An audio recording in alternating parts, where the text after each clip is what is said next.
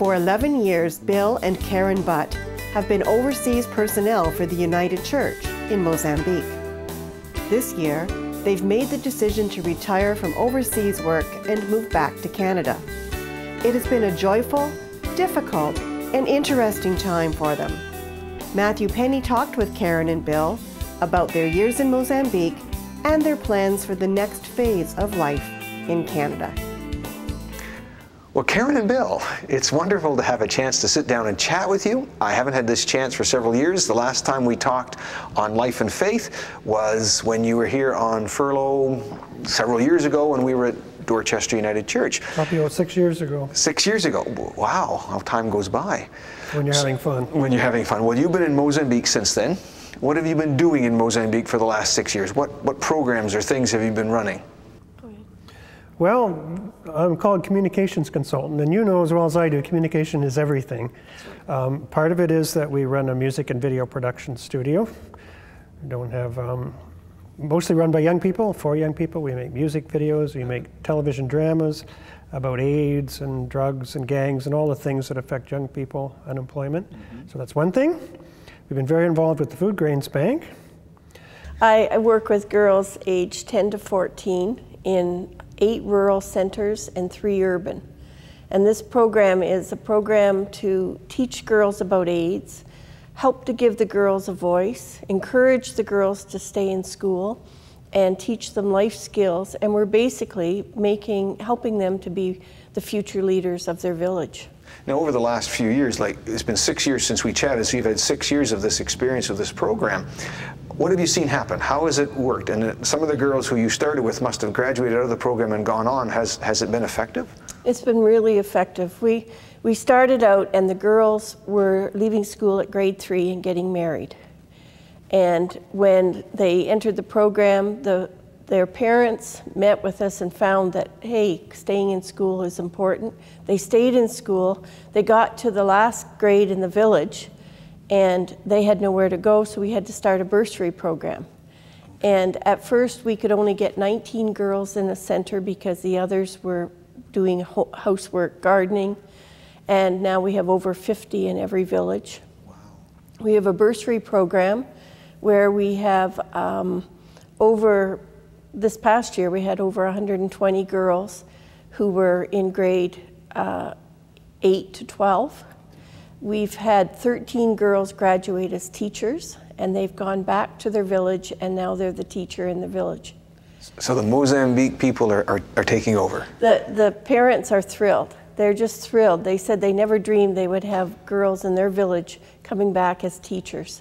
And fathers particularly are saying, we want our daughters to stay in school because they're going to be the leaders in our village. Now I have to show my ignorance about the culture in Mozambique, but is that normal? I mean, isn't it a sort of a patriarchal culture?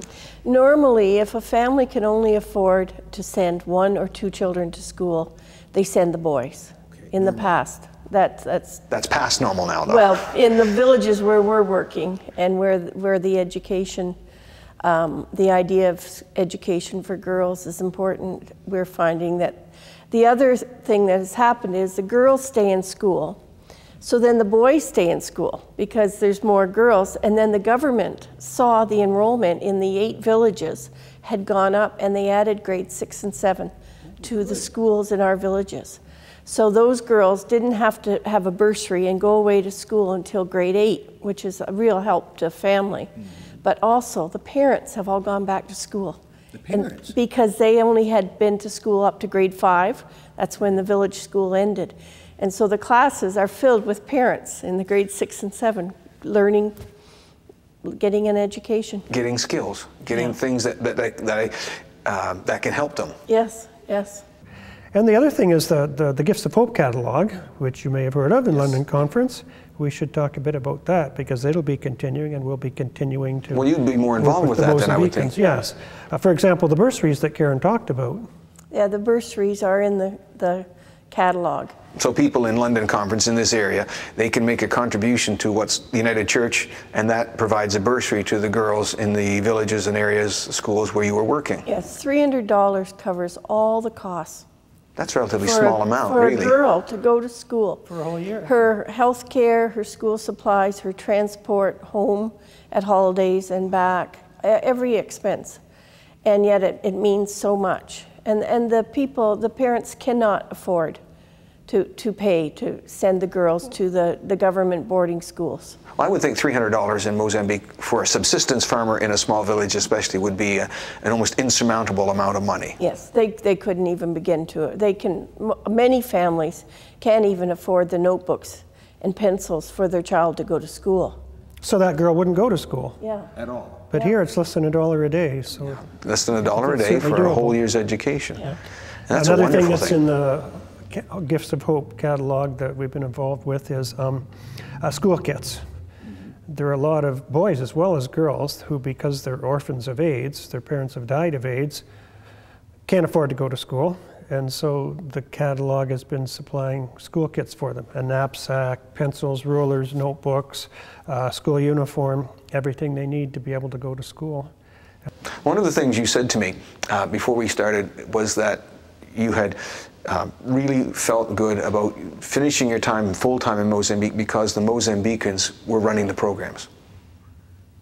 Yes, I have, there are 3 staff that have been trained, worked with me from the start. One of the staff started going to school, to university at night when she first started working with the PEDRA program. She's now got her degree and she's running the PEDRA program. We have volunteers in the rural areas in every village that are 2 educators in every village, and they're running a beautiful program. We keep in touch, we Skype, I get to talk to the girls and the staff by Skype regularly, and they send photos and send stories. And so it's great to keep in touch, but they're doing a great job. So you're going to have, as your time goes forward here now, more based in London, you'll have great stories to tell continually. Yeah. Sure, and we're in touch with the Mozambican teams pretty well every week through Skype and email. And they're working hard, finding out who are the orphans and getting school kits to them, finding who are the people that could benefit from these products made in the local community anti-AIDS gardens and getting the medications to them. The bursary program is running well there. They don't need us. Well, I think you've done great work, and I think that most people who know you would say that. Now I want to ask one more question, what have we not talked about that you've learned or that you've seen or that's really important that you've discovered in the past few years? Well, one thing that often people will say to me, why are you teaching 14-year-old girls about AIDS? And my answer is that, first of all, there isn't a girl in our program who hasn't been touched by AIDS and have a family member that's sick or a friend, somebody, a neighbor. And we teach them how to not get AIDS, but also we teach the girls to care for people in their village who have AIDS. We teach them to go and help them get firewood, help them pound the corn, take them to the clinic.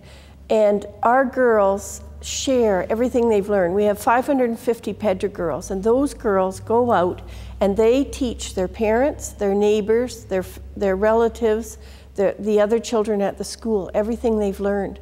I've had fathers that said to me, thank you to the United Church for the PEDRA program because we've learned about AIDS from our girls. So it's really important to understand that the small investment for the PEDRA program, there are 550 girls, but those 550 girls are all probably educating 10 to 15 people. So if you do the math, that's an awful lot of people that are learning. That's going to make you feel good. Yes. That's wonderful. How about you, Bill? Is there anything that... Something that I've grown more and more convinced is really important is the kind of communication you're doing. It's so important to have programs that talk about what's going on in a country like Mozambique that doesn't get in the news very often. Talking about things that don't get in the news very often, how climate change is affecting farmers, how HIV/AIDS is affecting the whole society there. These things are really important, and we're really grateful to have programs like this one where that sort of thing gets talked about and people can hear what's going on over there. Yeah, rather than the 30-second news bite. If that, if you get that. And it's important to get stories about people, not just the facts, but actual stories about, you know, individual girls, individual families and their story. I hope that you keep telling the stories. And I know people are really going to be interested to hear them as you continue. So keep telling the stories, and thank you for telling your story to us today. Thank you. Thank you. We appreciate your feedback on the show. Or if you have any upcoming events in your faith community, please contact Doug Croden by emailing doug@anchorvideo.com. If you'd like to view any of our past programs, check out the video archives at lifeandfaith.ca. For those with mobile devices, you can also connect from here to our YouTube site.